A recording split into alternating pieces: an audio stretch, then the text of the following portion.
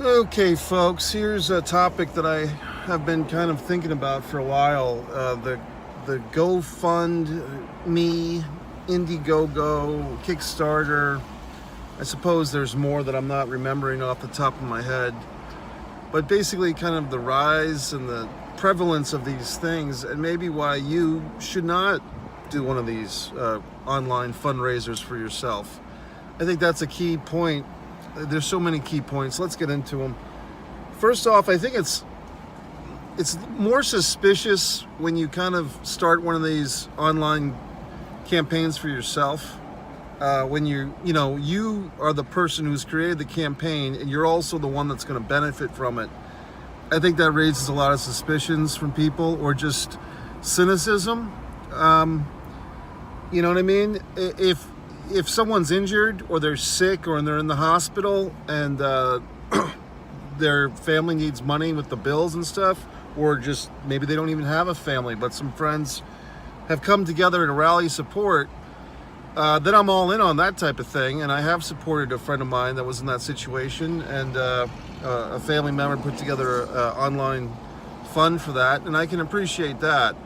But when you're kind of just looking, like, hey, I need a new car, or I need a motorcycle, or I need this to do that, I think it just rings with, maybe it's just a generational thing, but it rings as very, in a sense, lazy, or just kind of like, quote, pay my bills, quote. Just, we all have fucking problems. We all have bills that we are, trying to pay, or maybe we're paying them on time, or maybe we're behind. But it's kind of like, why should I pay your bills? Are you going to pay mine? And I think it also kind of, when you make one of these online campaigns, you're making yourself very vulnerable, in my opinion, to people. Because, people don't forget stuff like this. Like, they'll always, 5-10 years might pass, and, oh yeah, you're the guy that, I was supposed to buy a pair of roller skates for. How's that going? And you're just going to kind of pigeonhole yourself amongst your community or whatever peers you have. You're the guy that was begging for money. There's a difference, I think, I could be wrong, between selling stuff online or even in person. You know me, I'm selling books, I'm selling stuff in my eBay store, but that's like a strict, here's a product, I'd love for you to check it out, perhaps you'll buy it. If you do, great. If you don't, life goes on. I think that's different than trying to pull at people's emotional heartstrings and guilt them into helping you with your life. This might seem cold and so forth for people out there, but I think a lot of people are starting to feel like this. Even when you talk about, this is a different topic, but tipping now.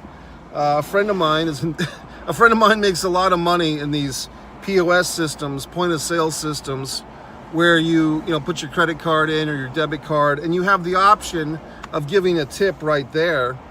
And a lot of times the tips don't even start at 15%. They start at 18%, then 20, then 25. What the fuck happened to 15? And by the way, the 15%, that's supposed to be on just the food, not even beverages. Look it up. It's not 15% is not on beverages if you've purchased food. If you haven't purchased food and just beverages, yeah, you're supposed to tip. But the 15% was always just on the food and not on beverages or tip. So these tip people have really, found a way to tip themselves, okay? So what else? Speaking of the POS systems, by the way, they get a kickback every time, you purchase your stuff. So you're giving up, your 18% or your 15% or your 25% if you're really nice.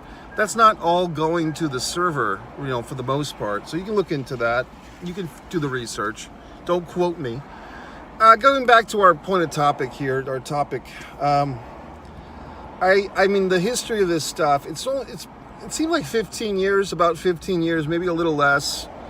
The first one I remember is the Kickstarter.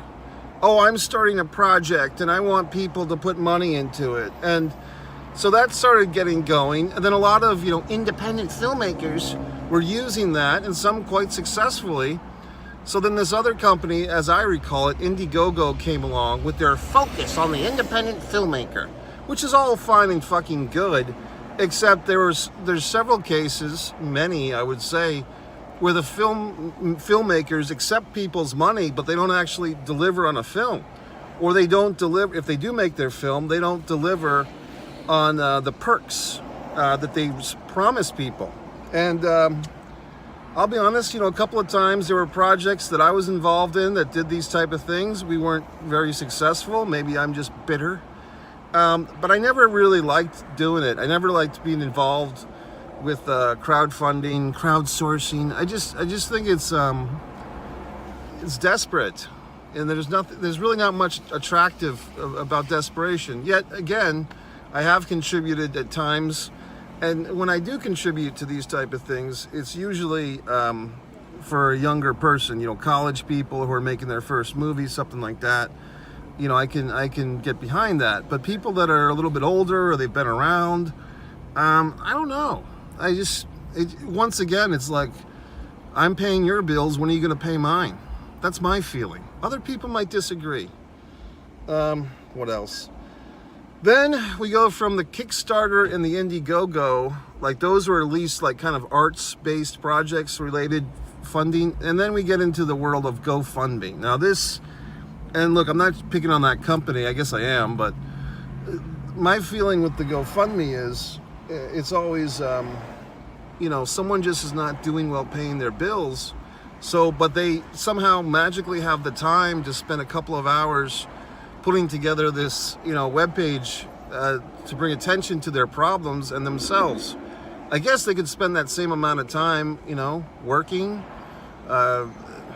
mowing lawns, shoveling snow, recycling bottles, like you could get Newman and Kramer into a fucking post office truck and recycle bottles in Michigan. I mean, something.